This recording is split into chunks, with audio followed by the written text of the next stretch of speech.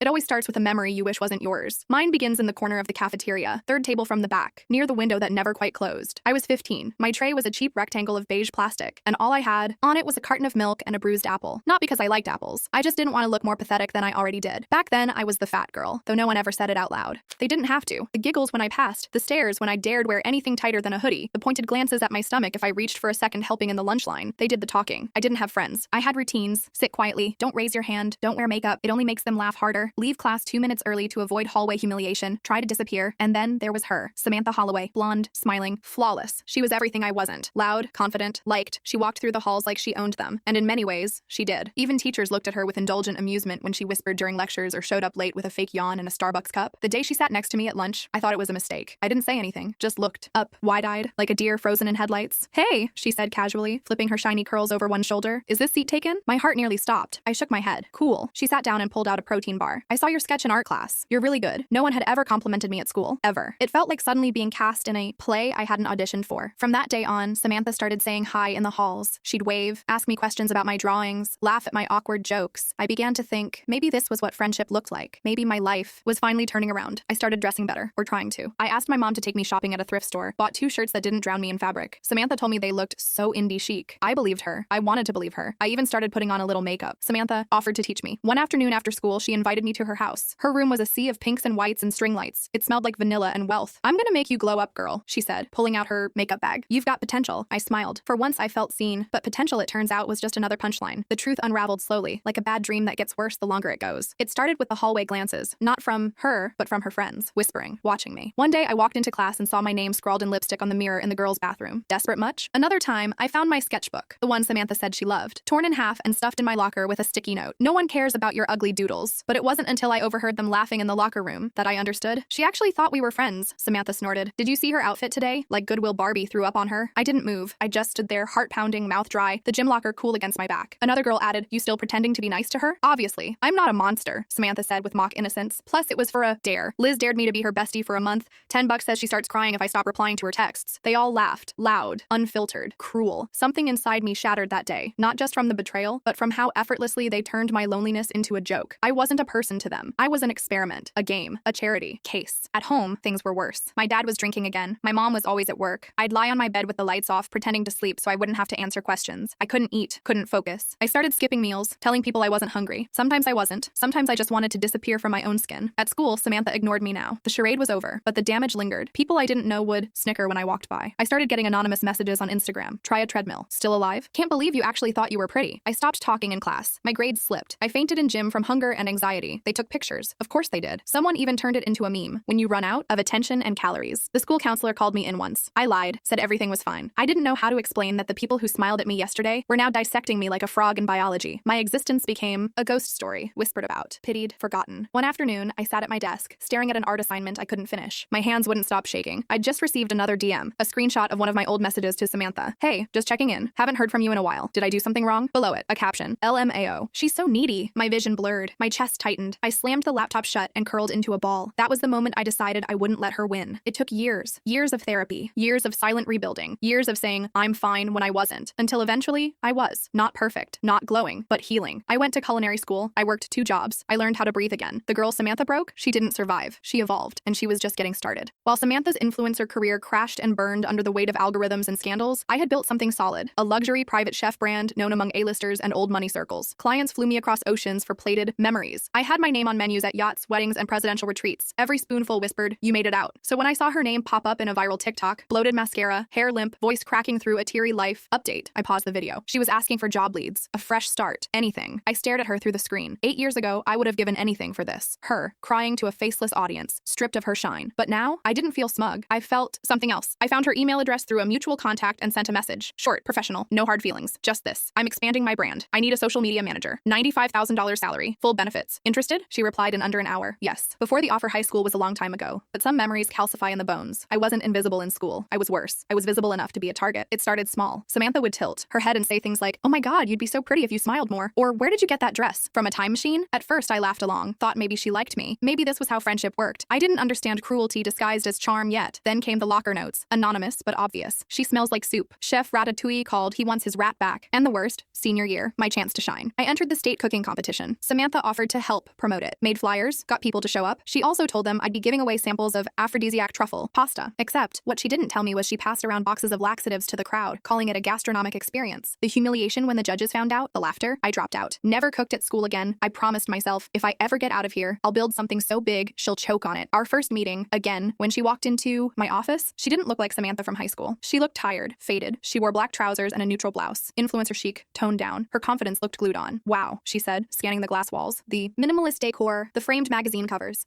You built this? I did, I said, standing up to shake her hand. Her grip was firm, but her fingers trembled slightly. I offered her a seat, then poured sparkling water from a chilled carafe into 2 glasses. She sipped. Thank you for reaching out.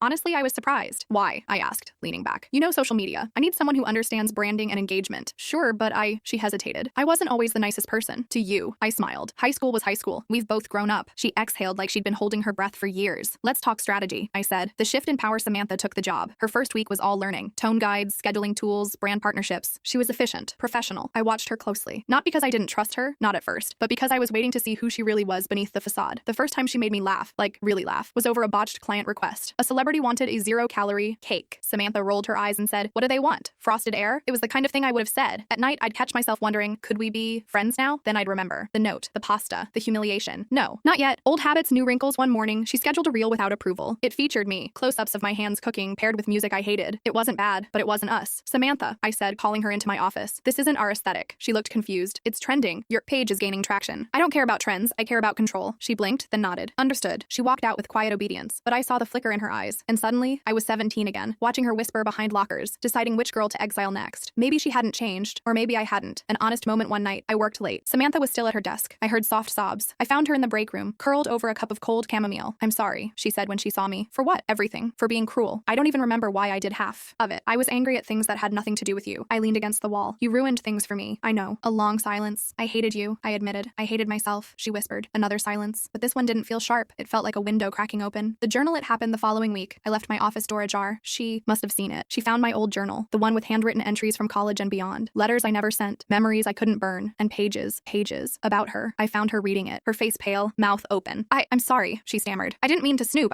Why did you keep all this? I didn't answer right away. Then, to remind myself not to become you, her lips trembled. Was this all a test? Yes, I said. At first, and now? I don't know. She stepped forward. You invited me into your world just to punish me? I clenched my fists. I invited you to see if I could forgive you. If I could forgive myself for letting you take so much from me. Her voice cracked. I needed this job. I turned away. Then do it well, and leave my journals alone. The final days, after that, we didn't speak much beyond work. She did. Her job with precision. My account grew. Clients loved the new vibe. We became successful together, but we never laughed again. One afternoon, she placed a letter on my desk. Her resignation. No explanation, just a line. Thank you for giving me a chance, even if it wasn't for the reasons I hoped. A new chapter weeks passed. Sometimes I thought about deleting the journal. Sometimes I thought about sending her a thank you message, but instead I watched from afar. Samantha started her own account. Small, raw, honest, no filters. Just short videos about healing, accountability, moving forward. She never mentioned me, but in one video she said, sometimes the people we hurt the most are the ones we learn the most from. If you're reading this, I hope you know, I see you now. I smiled. It wasn't closure, not really, but it was something close. It wasn't about revenge, not entirely. But letting go doesn't mean forgetting, and maybe that's okay. We agreed to meet at a cafe. It was a small spot tucked into a quiet street corner, with chipped tabletops, faded chalkboard menus, and the kind of ambient jazz music that tried too hard to be invisible. I chose the place. Neutral ground, I thought. Unassuming, safe. I arrived 5 minutes early. Old habits. I'd always been the type to over-prepare, to double-check, to brace. I sat by the window, sipping a lukewarm chamomile tea I didn't really want, glancing up every few seconds until she walked in. And then, there she was, Samantha. 8 years had passed since high school, but she hadn't changed nearly as much as I expected. Her hair was still styled in that picture-perfect wave, her makeup expertly done, though now a little heavier, maybe to mask the wear. She wore designer labels that still screamed for attention, even if they didn't quite fit the way they used to. Her heels clicked against the tiles like they owned the place. She spotted me instantly. Her eyes did that familiar up and down scan. I was wearing thrifted jeans, a plain cream blouse, and worn brown boots. No makeup, save for tinted lip balm. Hair in a loose bun. Comfortable. Myself. And then it came. That grin. That same cruel, performative grin she used to wear in high school. The one she wore when she cornered someone just to break them down in front of an audience. Only now the audience was just me, and maybe the barista pretending not to listen. She slid into the chair opposite me. Well, she said, crossing her legs like we were co-stars in a teen drama revival. Still working in food? Service? There it was. No hello. No, it's been a while. Just the jab. Right to the soft spot. I kept my smile thin. I own a private chef brand. Luxe events, intimate dining, some high-profile clients. Oh, she blinked. So, still food service. My hand tightened slightly around the ceramic mug. It wasn't the insult itself. It was the effortless effortlessness of it, the way she breezed over years of work, of growth, like none of it mattered because it didn't fit her definition of status. I tried to stay on task, professional. That's why I was here after all. She'd fallen off the influencer radar recently, lost sponsorships, burned bridges, a few messy posts and fake giveaway scandals. I'd seen the Reddit threads, the whispers. A mutual contact told me she was job hunting, and I, perhaps foolishly, had reached out. I appreciate you coming, I said carefully. I've been expanding my team. There's a role, social media strategist, that I think would suit your background. She leaned back like she was being serenaded. Oh, you mean you want me to work for you? I think we could help each other, I replied. She stared at me for a moment. Then, as if someone had hit play on a highlight reel, she pulled out her phone. Want to see how much I made during my last brand deal? She asked, opening her gallery. Samantha, that's not really. Look, she said, shoving the screen toward me. A cropped screenshot of a bank app. A number 2 round to be real. She scrolled to another. A Venmo notification from someone named Luxury Beats 999. This one's for a collab video. Easy money. I nodded slowly. I thought you said those brands cut ties. She waved a manicured hand. They always come back. People have short memories, except mine didn't. In high school, Samantha had been beautiful, popular, and terrifying. A queen in a world of lockers and cafeteria politics. Her weapon of choice wasn't fists. It was humiliation. Sharp words, whispered lies, viral moments that left bruises on the inside, and I'd been her favorite target. Back then, I worked weekends at a diner, wore braces, read cookbooks between classes. She'd once printed out a fake Yelp review calling me the ugliest waitress in town and passed it around during lunch. That was the day I cried so hard I had to go home. Now, sitting across from her, I felt a strange deja vu, like no time had passed at all. I saw your little website, she said, scrolling through her phone again. Very humble. Still doing those cheesy plated roses on desserts? It's called sugar art, I said coolly.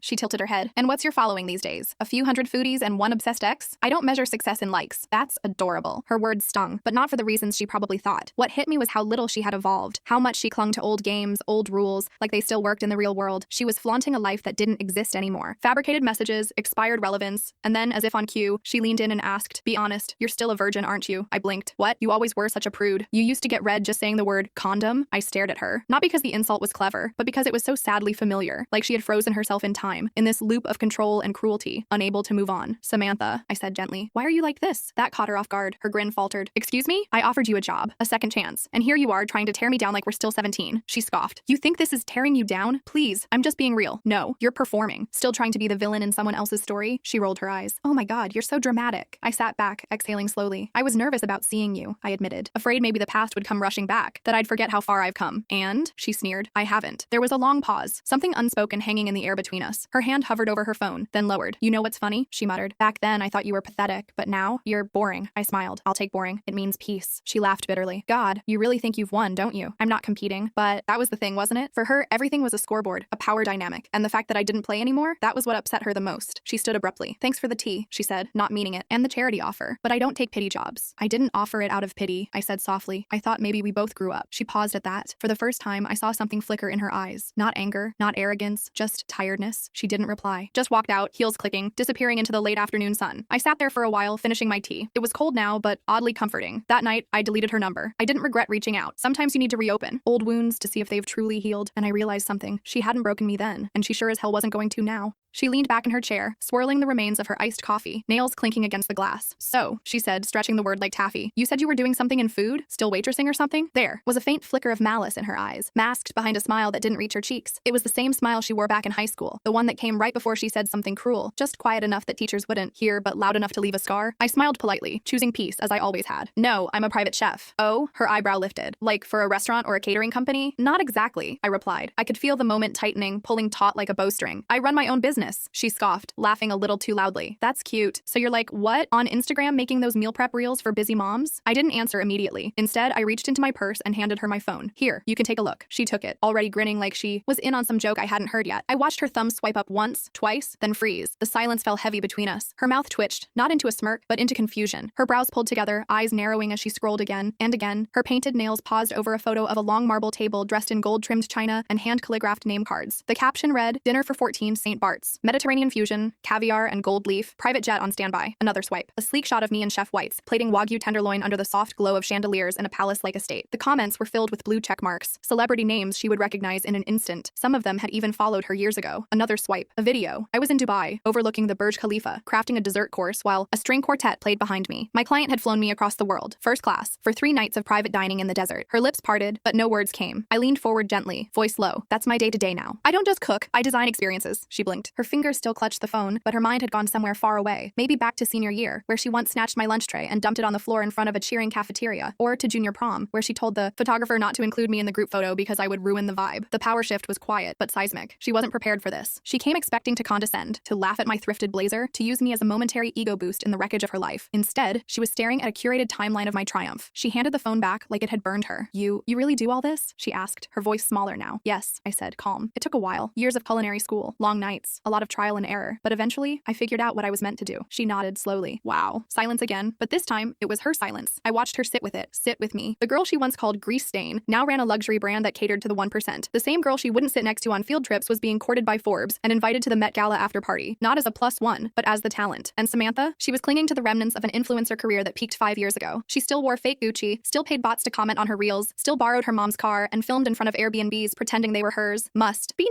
nice, she finally said, bitterness curling at the edges of her words. It is, I replied softly, then added, but it wasn't handed to me. I earned it. She laughed again, but it was empty this time. Guess we all glow up in different ways, huh? You could call it that. She looked away, out the cafe window as if trying to collect herself. Her hands trembled slightly. She tucked a strand of hair behind her ear and glanced back at me. Look, she began, tone shifting, softer, more uncertain. I know we had issues in school, but that's ancient history, right? We were just kids. I didn't respond immediately. I let the moment sit. The air grew heavy again. Kids? Sure. But kids can be cruel, and cruelty has a way of planting roots that last long after graduation gowns are folded away. I remembered every whispered insult, every laugh when I dropped my books, every time she pretended not to hear me when I asked to sit at her table. She'd built her popularity off other people's pain. She called it charisma. I called it calculated. Still, I gave her a smile. We've all changed, I hope. She perked up a little, sensing an olive branch. Exactly. Growth. That's what it's about, right? Right, I agreed, then took a slow sip of my tea. That's why I reached out. Her eyes darted to mine. To offer you something. She blinked, unsure. Wait, what? A job. Now she laughed out loud, stunned. You're kidding. I'm not. I need a social media manager. Someone who understands engagement, branding, digital presence. I know you've got experience in that world. The shock on her face was almost comical. You're offering me a job? Yes, $95,000 a year. Full benefits. Travel included. She stared at me as if I had grown 2 heads. Why? She asked, honestly confused. Because I want to see if you've changed. Because I want to rewrite the power dynamic. Not out of spite, but to test the depth of my own growth. Because part of me still wants closure. I didn't say any of that. Instead, I replied, because I think you might be better than what you've become. Her expression flickered, something between defensiveness and shame. And if you aren't, I added, I'll know soon enough. Silence again. She looked down at her hands. For the first time since we sat down, she wasn't performing. The mask had slipped. Her lip trembled. She nodded, almost imperceptibly. Okay, she whispered. I'll take it. Later, walking back to my car, I passed a group of high school girls laughing loudly over iced drinks. One of them reminded me of me. Awkward posture, hesitant voice, dressed in hand-me-downs. Another was laughing at her loudly. I stopped and looked back, wondering which one would change more in the next 10 years, wondering if either of them would ever sit across from each other like Samantha and I just had, with all the years and pain between them, and ask silently, without saying it, have we healed? Or are we just better at hiding our wounds? That day, the girl who used to humiliate me saw the empire I built from the ashes of her cruelty. But the real power wasn't in the photos or the success. It was in my restraint, in giving her a chance to rewrite her story, and maybe, just maybe, to free myself from the one she wrote for me so long ago. The cafe hummed softly with the late afternoon lull, clinking spoons, murmured conversations, and the occasional hiss of steamed milk. It smelled of cinnamon, espresso, and fresh baked goods. A little bell above the door had chimed when she entered 20 minutes ago, just like it had when I walked in earlier, nervous and curious all at once. She hadn't changed much, at least not at first glance. Same long blonde hair, pulled into a ponytail that still looked styled even if it probably wasn't. The same sharp cheekbones, a carefully neutral expression that had once hidden a mouthful of poison. Samantha. 8 years since high school. 8 years since I last saw her face contorted in a sneer, laughing with her perfect friends as she shared another humiliating story about me in the hallway. And now here we were, just 2 women, 2 cappuccinos, 1 very loaded silence. I had reached out to her a week ago. I told myself it was an olive branch. She'd been struggling. The influencer bubble burst around her and she was drowning in bills, her follower count falling like leaves in winter. I offered her a position with my company, a 95,000-year job managing social media for my luxury private chef brand. She said yes almost instantly, voice chipper and curious. But when we agreed to meet, I think we both knew this wasn't just business. She sat across from me now in a worn faux leather booth by the window. Sunlight cast long shadows on the table, making her avoid my eyes. She'd tried to regain her edge when she arrived, asked what I was wearing, joked about my quiet little life, even slipped in a line about finally getting a real job. But something about me unsettled her. Maybe it was the calm, or maybe it was the fact that I didn't flinch this time. Then came the moment. She asked to see my Instagram. I handed over my phone without hesitation. She scrolled. 1 photo, then 2. Her brows twitched, her fingers slowed. There were 5-course meals plated like art in marble kitchens, videos of me on private jets, hosting lavish dining setups in Monaco and Dubai, magazine covers, a selfie with a Forbes 30 under 30 badge in the background. My bio was short, clean, confident, executive private chef, luxury culinary experiences, founder, elevate. Each swipe deepened her shock. She stopped on a photo from last month, a dinner I catered for a royal family, gold cutlery, floral walls, and a guest list worth billions. Her jaw clenched. The silence came next, thick, charged. She didn't look up, didn't say a word, just stared at my screen as if trying to rewrite the story playing out in her mind. I said nothing. I didn't need to. She handed back the phone with stiff fingers. Her face had gone gone pale, not the kind of pale from illness, but the kind you get when your foundation cracks, when the ground beneath you turns out to be someone else's platform. And then, the moment I'll never forget. She stood up slowly. No excuses, no deflection, no insult, just silence. She adjusted, her bag on her shoulder. Her lips parted, like she might say something, maybe an apology, maybe a bitter retort, but nothing came out, not a single word. And then, she turned and left the cafe. No dramatic exit, no slammed doors, just the quiet tap of her heels. Fading away, I didn't watch her go. I looked down at my cup, the foam now sinking into lukewarm espresso. I didn't smile, I didn't gloat, I didn't even breathe for a second, because I didn't need revenge. I didn't need to say, see, or remember how you made me feel? My success had already spoken louder than she ever could. Part 2. The history behind the silence in high school. I was the girl people forgot about unless they needed someone to ridicule. I didn't wear the right brands,